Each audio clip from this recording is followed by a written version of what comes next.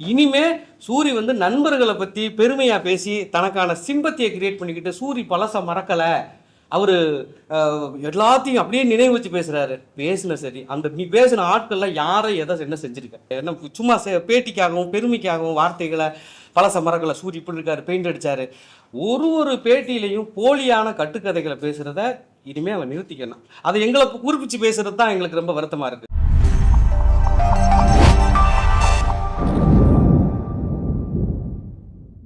நான் ஒன்றே அந்த பத்திரிகையின் மூலமாக அவன்கிட்ட நடிகர் சூரிக்கிட்ட ஒரு தகவலை சொல்லணும்னு நினைக்கிறேன்.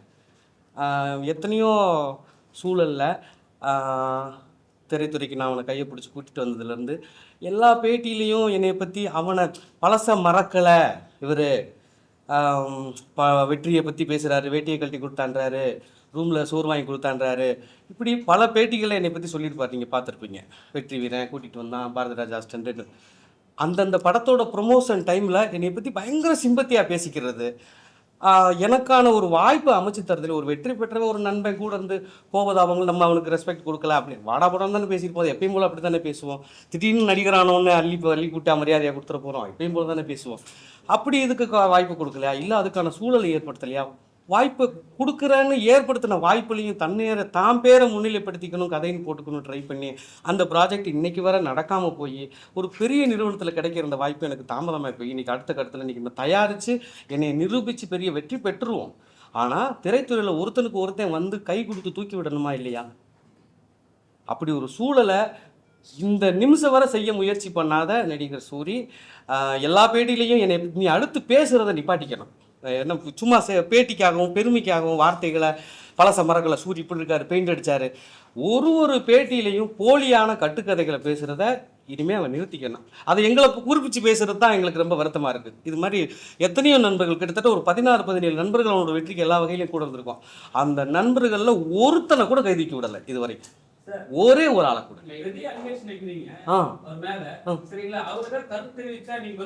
நிச்சயமா எல்லாம் ஆதாரபூர்வமாக காத்துக்கிட்டு இருக்கேன். ஆமாம், ஆதாரபூர்வமாக காத்துக்கிட்டு இருக்கேன். அவர் எந்தெந்த இடத்துல செய்யாமல் தவிர்த்துட்டு போகிறேன். அதான் ஒரு 20 பேர் கூட இருந்திருக்கோம், மொத்தம் 20 பேர் பக்கத்து ரூமாக இருந்திருக்கோம். அந்த 20 பேரில் ஒரே ஒருத்தனை கைப்பிடிச்சி தூக்கி விட்டுருந்தா கூட அவன் வந்துருப்பான், அவன் இன்னொருத்தனுக்கு செஞ்சுருப்பான்.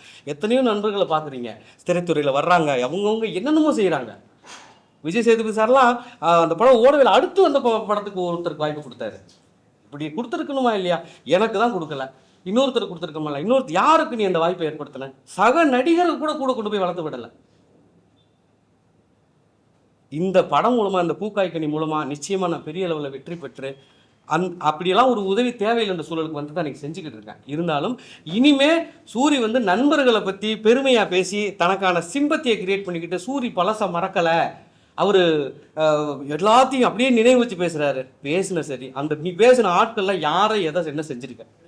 யாருக்கு எந்த வகையில் நீ முன்னால் நீ பட்டு தூக்கி விட்டுருக்க? இந்த கேள்வியை நீங்கள் அவர்கிட்ட சந்திப்பில் அவங்ககிட்ட கேட்பீங்கல்ல, கேட்பீங்கல்ல. அதனால இந்த நேரத்தில் இனிமே எங்களை நண்பர்கள், உடனிருந்த நண்பர்களை பற்றி பழைய கதைகளை பேசுகிறத சூரி நிப்பாட்டுக்கு. நீ ஜெயிச்ச கதைகளை, அந்த ப்ரொடியூசர் இப்படி பேசினாரு, இந்த டைமில் இந்த மீட்டிங்கில் அதை பேசினாரு, நான் இந்த சோலா ஹோட்டல் போனப்போ இப்படி ஒன்று நடந்துச்சு.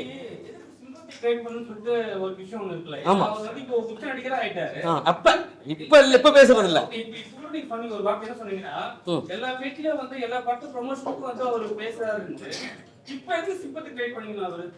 பழச மறக்காம இப்ப பேசுறது இல்ல, இந்த ஒரு வருஷமா பேசுறது இல்ல. கொட்டுக்காளி படத்தை போய் சரி, விடுதலை 2 ரிலீஸ் ஆக போய் சரி, ஏதாவது பழைய கதைகளை பேசிக்கிட்டே இருப்பா. அப்படி அந்த கதை இவ்வளவு தூரம் பேட்டியில பேசுற வரைய ஒருத்தனை கூப்பிட்டு நீ முன்னால் நிப்பாட்டுவியா? யாருக்காவது ஒரு வாய்ப்பை கொடுத்து அது சினிமா போராடிக்கிட்டு இருக்க நண்பர்களுக்கு வாய்ப்பு ஏற்படுத்தி கொடுக்கணுமா இல்லையா? யாருக்காவது ஒரு வாய்ப்பு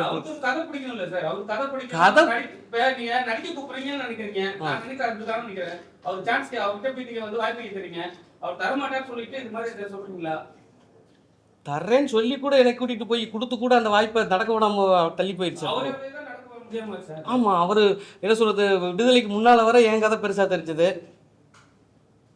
ஒரு பெரிய கம்பெனி கமிட் ஆகுது, அந்த படம் ரிலீஸ் ஆனோன்னு மாறும்போது அப்படியே அதை ட்ராப் பண்ணிட்டு ஆக்ஷன் ரூட்ல போய் அதை அப்படியே நிப்பாட்டு சரி போயிட்டு போப்பா.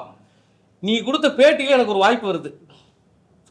கொடுத்த பேட்டியில வெற்றி வீரன் இப்படி நாங்கள் 2 பேரும் சேர்ந்து ஒரு கதை பண்ணோம், அந்த கதை வந்து ஹாட் ஸ்டாரில் ஓகே ஆச்சு அப்படின்னு மதன் கௌரி பேட்டியில் சொல்லியிருப்பான் அந்த கண்டென்ட்டை.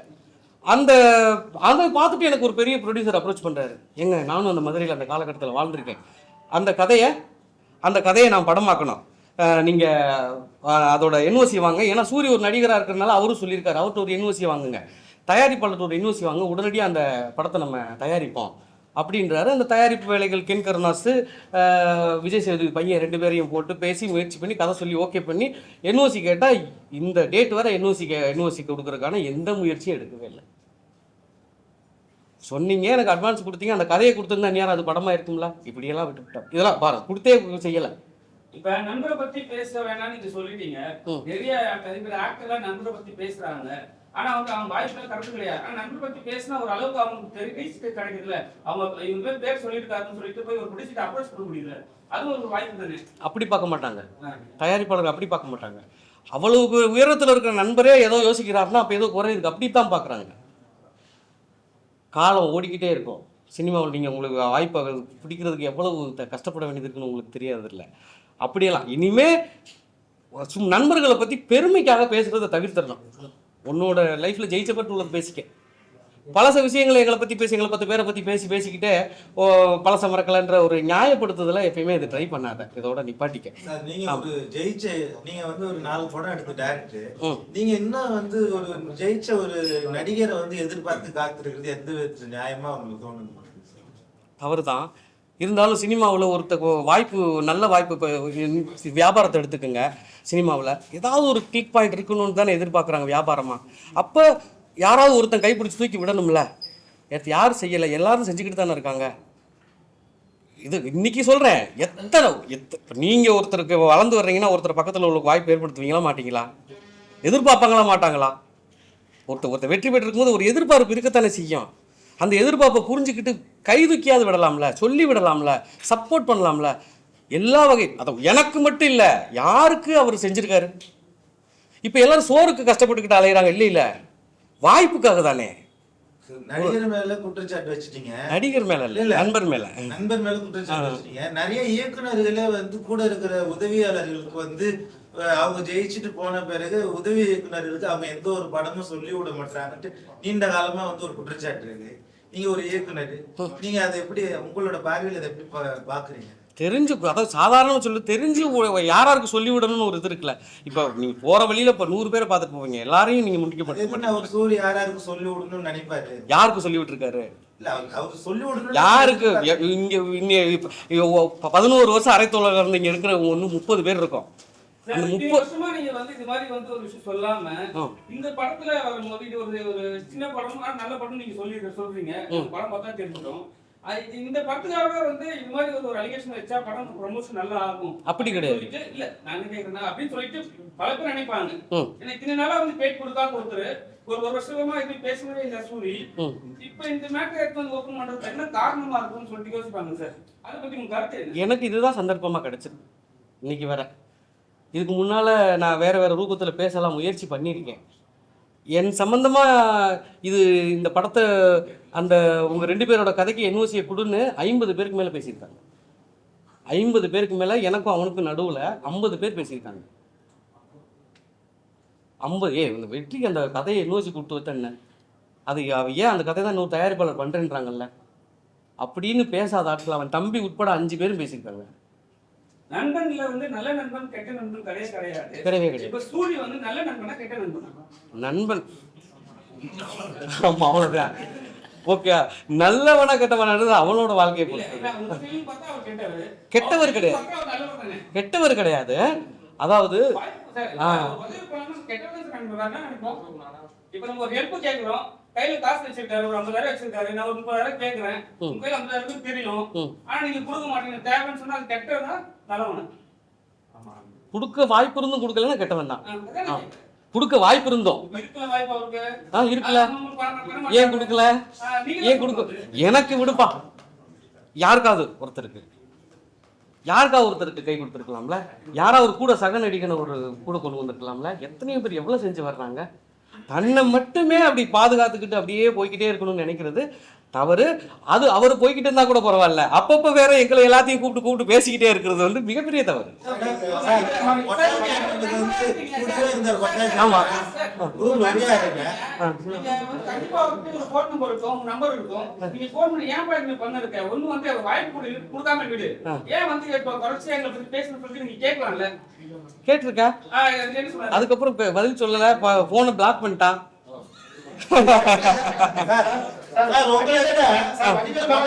நீண்ட நாளா வந்து அவர் ரூம்ல இருந்திருக்காருன்னு நாங்க கேள்விப்பட்டிருக்கோம். யாரு சூரி கூட அவரை கூப்பிட்டு ஒரு படத்திலே நடிக்க வைக்காத இதுவரையும் இருக்கிறாரு. இதுக்கு என்ன காரணம்? அவருக்கும் வருத்தம் இருக்கு. இல்ல அது அவர் வாயில சொன்னா நல்லா இருக்கும். அது நான் சொல்றேன். ஆமா, அது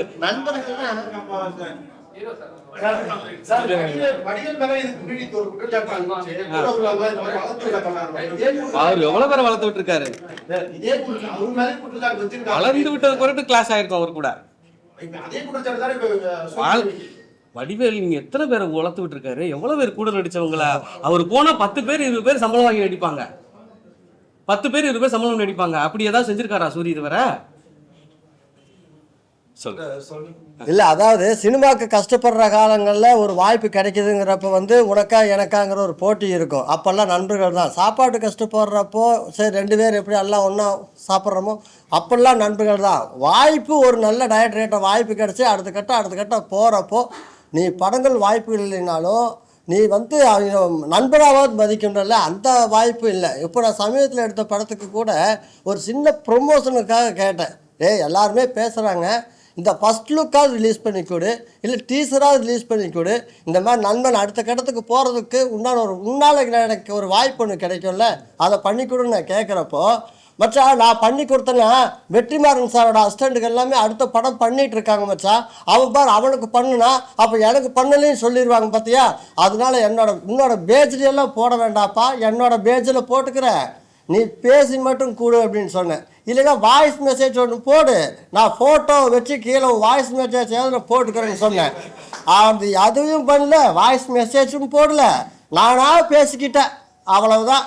இந்த மாதிரி சின்ன வளர்ந்து வரவங்களுக்கு ஒரு ப்ரொமோஷனாவது பண்ணிக்கொடுல. இன்றைக்கி விஜய் சேதுபதி அண்ணன் எத்தனை பேர் சின்ன அத்தனை பேருக்கு பண்ணி கொடுக்குறாரு. வளர்ந்தவருங்க அத்தனை பேருக்கு பர்த்டே ஃபங்க்ஷன் முதல்ல கொண்டு அந்த குழந்தைகளுக்கு வாழ்த்துக்கள் தெரிவித்து போட்டுருக்கிறார். எத்தனையோ பேர் வடநாட்டில் நீயும் நாடெல்லாம் ஒரே ரூம் மெண்டாக இருந்தோம் பண்ணுறா, ஒரே கல்யாண மண்டபத்தில் வேலை பார்த்துருக்குறோம். எத்தனை பேர் வேறு வாய்ப்பு தேடி காலில் விழுந்துருக்குறோம். இன்றைக்கி அடுத்த கட்டம் போகிறதுக்கு உண்டான ஒரு வாய்ப்புக்கு ஒரு ப்ரொமோஷனாவது பண்ணி கொடுக்க வேண்டாமா? அதுதானுங்க ரொம்ப கஷ்டம். நாங்களும் வந்தோம். ஆனா உங்க பொண்ணு கூட உங்க பொண்ணு ஒரு கதாநாயகி ஆயிட்டாங்க. அவங்க தான் ப்ரொமோஷன் பண்ணாங்க. படத்துக்கு உண்மையிலே டிஸ்கஷனுக்கே டைரக்ஷனே அவங்க தான். அவங்கள வச்சு தான் நான் ஒரு கதையே முதல்ல பிள்ளையார் சொல்லி போடுவேன். அவங்கள தாண்டி நான் மக்களாட்டுக்கு மொத்தமாக கொண்டு வந்து கொடுக்கவே மாட்டேன். அப்பா இது மாதிரி ஒரு ஷார்ட் ஃபிலிம் பண்ணுறேன் தங்கம், இது எப்படி இருக்குது, ஓகேவா, நல்லா இருக்குமாங்கிறப்ப எனக்கு நெளிவு சுழிவு கிழிவு எல்லாமே கற்றுக் கொடுக்குறது என் மகதான் எல்லா கதைக்கும். அதனால வந்து அந்த மாதிரி ஒரு படம் ஒன்று எடுத்துகிட்டு வந்து முடித்த உடனேயே என் பொண்ணு தான் அன்றைக்கி ஒரு ப்ரெஸ் மீட் வச்சோன்னே வந்து பேசி கொடுத்தாங்களே. அதெல்லாமே அவள் தான் பண்ணுவான். எங்களை மாதிரி இதான் நாங்கள்லாம் ஒரே ரூமெண்டாக இருக்கிறப்போ எனக்கு தெரிஞ்சு நானும் சூரி மில்கா கில்கா நிறையா பேர் நடிகர்களாக இருக்கிறப்போ எங்களுக்கு தெரிஞ்சு அப்போ வந்து ஒரு டைரக்டர்னு சொல்கிறது நாங்கள் வெற்றி வீரன் தான். ஏன்னா அப்போ பருத்தி வீரன் ஆடியோ ரிலீஸ் ஆகிருக்குது. ஃபுல்லாக கேசட் போட்டு எல்லாம் பாட்டு கேட்டுருக்கிறப்போ நான் உண்மையாலுமே பருத்தி வீரன் படத்தோட டைரக்டர் இவனோ அப்படின்னு நினச்சிட்டாரு. ஏன்னா சில விஷயங்கள தெரியாது. கேட்டுகிட்டே இருக்கிறாப்புல. அன்னைக்கு எப்படி ஒரு பெரிய சினிமாவுக்கு ஒரு பெரிய பதிவாக பருத்தி வீரன் இருந்ததோ அந்த ஜேனரில் இங்கே வந்து வெற்றி வீரன் கதையை சொல்கிறப்போ தமிழ் சினிமாவுக்கு சில அடையாளமான படங்கள் நிறையா இருக்குது. அந்த வரிசையில் சத்தியமாக சொல்கிறேன், இந்த பூ காய் கனி படம் வந்து பெரிய அடையாளமாக இருக்கும். எத்தனையோ பெரிய டைரக்டர்களுடைய படைப்பில் ஒரு சில படங்கள் கையுட்டு என்ற படங்கள் இருக்குது. அந்த வரிசையில் சத்தியமாக அந்த படம் இருக்குது. நான் என் மகளுக்கு வந்து நிறைய முன்னணி நட்சத்திரங்கள் கூட எல்லாம் நடிச்சிருக்கிறாங்க. இந்த படத்தில் இந்த ஜேனர் இவங்களுக்கு ஒரு பெரிய அவார்டுக்கு உண்டான படமாக இருக்கும். இப்போ சமீபத்தில் விஜய் சார் ஒரு இன்றைக்கி எந்த இடத்துல இருக்கிறான்னு தெரியும், நம்ம நாட்டு சிஎம்மு ராஜ்மோகன் சார் இடையில சந்தித்தோம். அவர் சொன்னார், இந்த வருஷம் உன் பொண்ணு வந்து அவார்டு வாங்குவாங்க பாரு அப்படின்னாரு. கரெக்டாக இந்த படம் கம்மிட்டு அவர் சொன்னது நடக்கும்னு நினைக்கிறேன். நன்றிங்க.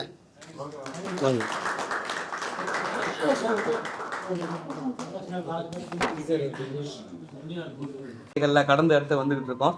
இந்த படம் நிச்சயமா நீங்க கொண்டு போய் இன்னைக்கு ஃபர்ஸ்ட் லுக்கை ரிலீஸ் பண்றோம்.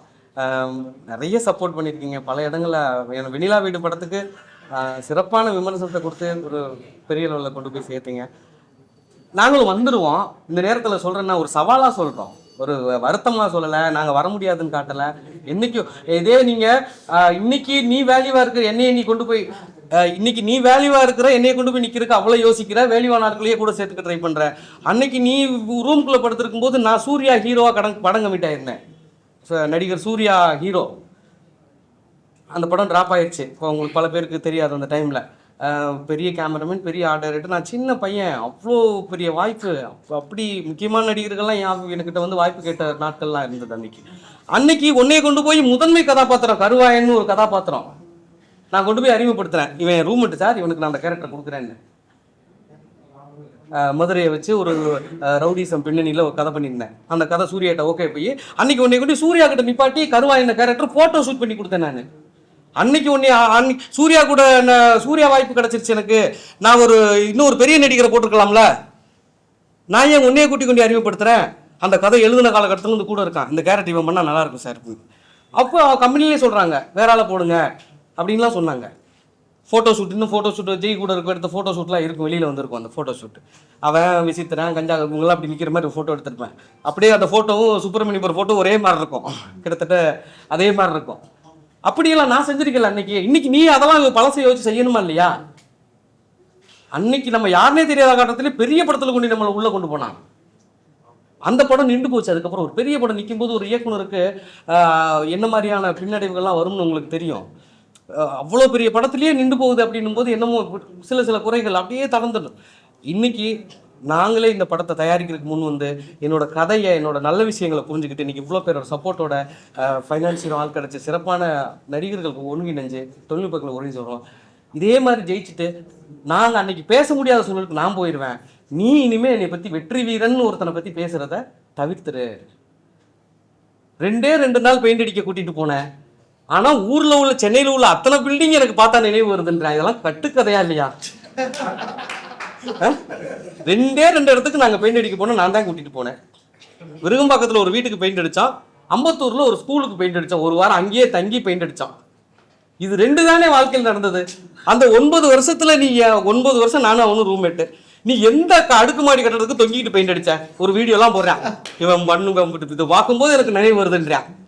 எப்படி நீ ஃபாலோவர்ஸ்க்காகவும் பார்க்குறவங்க சிம்பத்தி, ஓ சூரிய இவ்வளவு கஷ்டப்பட்டுருக்காரா அப்படின்னு நினைக்கிறதுக்காகவும் ஏன் இப்படி கட்டுக்கதைகளை அவுத்து விடுற?